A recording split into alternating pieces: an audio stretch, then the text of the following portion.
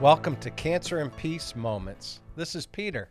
These moments are 15-minute clips of the larger episodes. Blessings. Okay, thanks, Sean. Well, you are a Yoda on this topic. I know you don't like to hear that, but that's so I've been thinking about this. I was on vacation for 9 days this past week, and I was thinking about just a concept for my life that has been very meaningful, and I think would be very meaningful for a cancer patient. And it's something that, since my relationship with Sean, it's been presented in a certain fashion, and I'm just going to go ahead and say it. So we like to dwell in a concept called the gift of limits.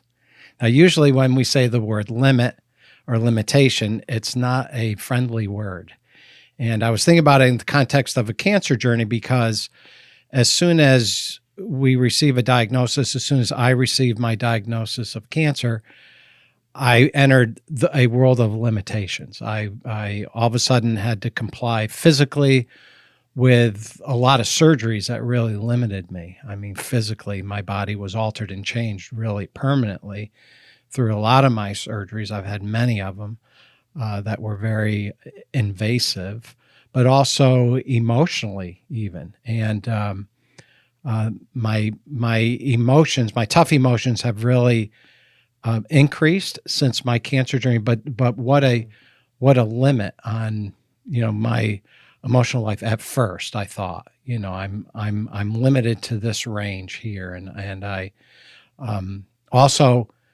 In my workspace, there did come a point in my cancer journey that I've been on in 2017 where I had to leave work. I had to go on permanent medical disability.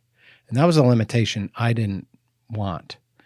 I still wanted to practice law. I wanted to be productive in that sense, and got a lot of value from performance. And so limitation and being limited in that space was not a friendly, welcoming thing.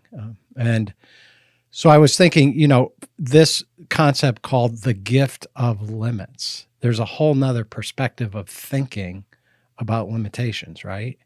There definitely is. And this isn't actually something that we came up with. I think that term I first heard from Pete Scazzaro, and in his Emotionally Healthy Spirituality, he's talked a bunch about the gift of limits and the importance of it. And I, too, didn't think of limits as a gift. I saw them as a barrier to be kicked down. And so in Western culture, I think in general, we have this idea, the self-made man, and you just need to figure out how to work harder, work faster, be stronger, and achieve. And those aren't bad things in themselves, but they are at some point in time when your value, your worth, is based upon this. And I think what happens for most of our journeys is, as we get into the journey a ways, we find that we're not enough. Like, we did not, in our own power, find value, worth in ourselves. We're limited in that way just by itself. And the moment that realization becomes kind of to fruition or solidified in us, I think there's a deep chasm. There's a hole that needs to be filled, and so we start searching a bit. But the gift of limits is recognizing that God has something more for us than achievement, than doing, and it is this idea of being. And I think the reason why it's a gift is we figured this out in our limits a bit. And you and I have a close friend, and he's taught a lot to me about this gift. And I'll actually mention, he works here at our organization. His name's Wes. If you met him, you would see that he's spent his entire life in a wheelchair. And every day he has to have help to eat, to use the restroom in certain cases, and to get around. He has massive limits. And on the surface, I could look at that and say, wow, that's a curse. And if looked at and from one lens, I think we would say, yes, he's been cursed with the chair, the inability to run, to walk, to live life like the average person. And then there's another angle to look at it from, is that limit gives him a completely different life and completely different expectations and a whole sphere of time and energy that is spent different than the average person. And inside that limit is a beautiful gift. And it's sometimes hard to embrace that gift, but there's a beautiful gift sitting right there to be interacted on and learn and grown from. And it might be that, we say sometimes, your greatest strength is your greatest weakness, or flip it around, your greatest weakness is your greatest strength.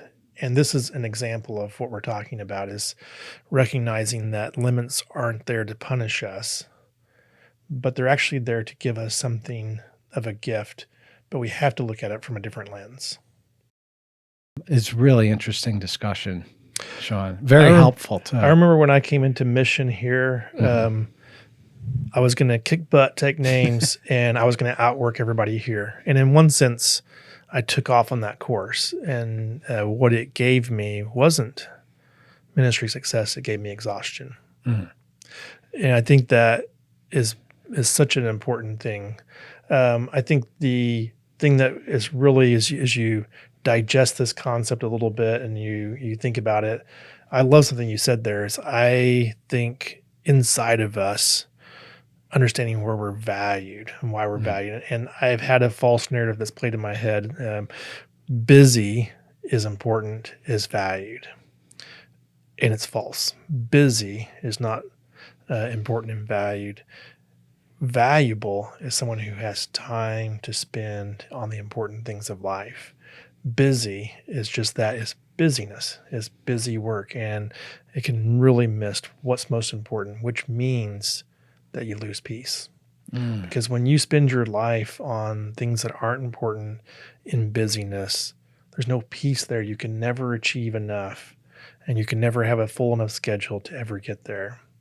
But if you could slow down, embrace limits, recognize that busyness isn't the highest value, it isn't where your value comes from at all, then there's great peace in being able to relax in where real value does come from. And I think that's the point of embracing the gift of limits. And this podcast is called Cancer and Peace. So thanks for tying that up for us, bringing us to a place of peace that it really is true. So wonderful. I think we're at the end of our time too. So Jack gave me the signal saying, Sean, wind this thing down. Thank you for listening. Have a great day. Blessings.